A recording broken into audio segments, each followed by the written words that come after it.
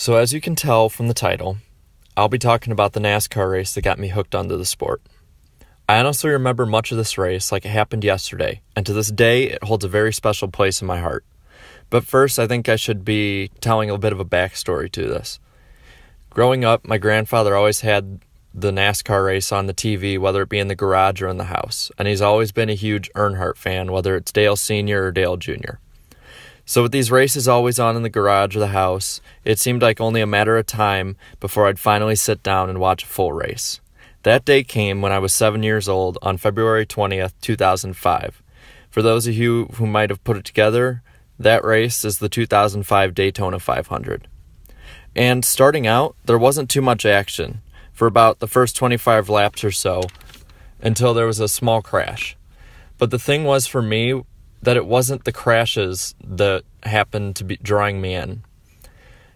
It was the extreme sense of speed. Whether it be showing the 43-car field zip down the Daytona superstretch, or Jeff Gordon passing Dale Jr. from the angle of Jr.'s back window as they drafted through the tri-oval, I was slowly being drawn in, despite there being no crashes for a good 140 laps.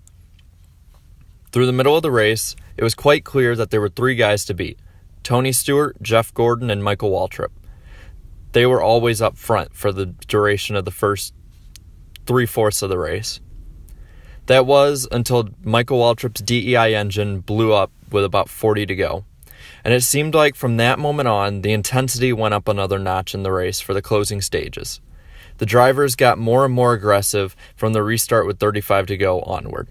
A small crash with Jason Leffler and John Andretti broke up the action, and about 15 laps later, I witnessed the first big one that I would ever see from Daytona.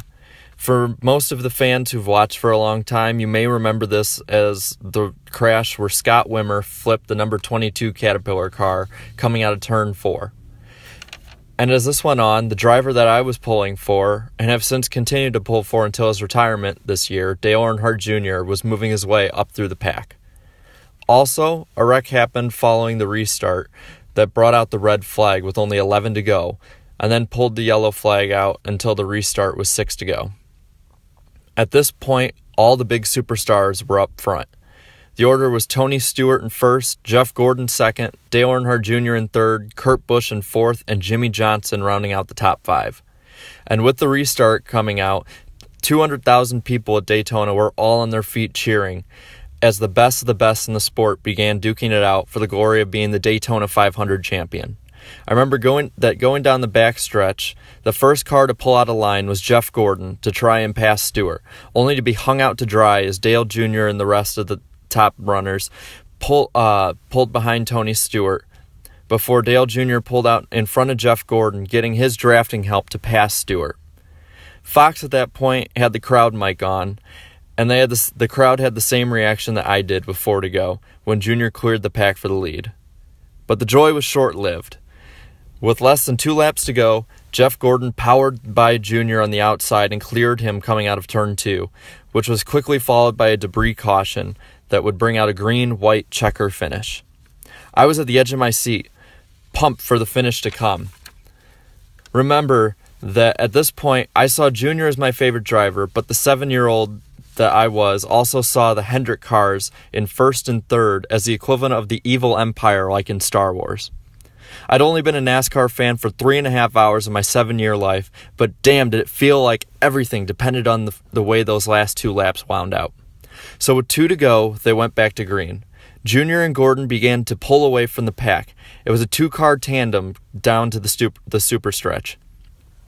But going towards turn 3, Kurt Busch passed Jr. and began trying to find a way to pass Jeff Gordon while also blocking Dale.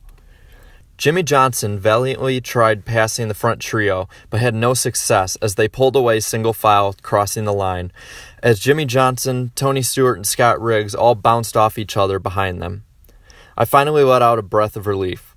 Even though the evil Hendrick Empire had won with Jeff Gordon, I wasn't mad or sad about it. If anything, I was exhilarated. For nearly 4 hours, NASCAR had went from being a sport I'd never watched to being my favorite sport.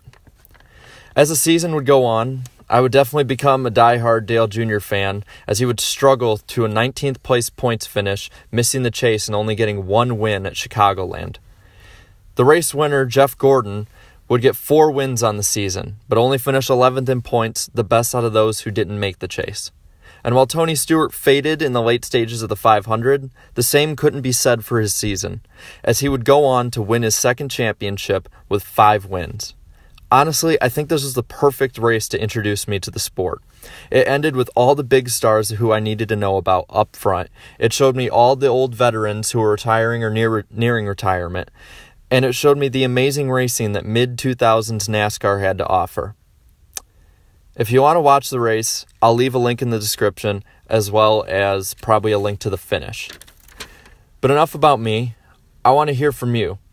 What was the race that got you hooked into NASCAR? Leave your story in the comments section down below. I'd love to see what it was that opened your eyes to the sport.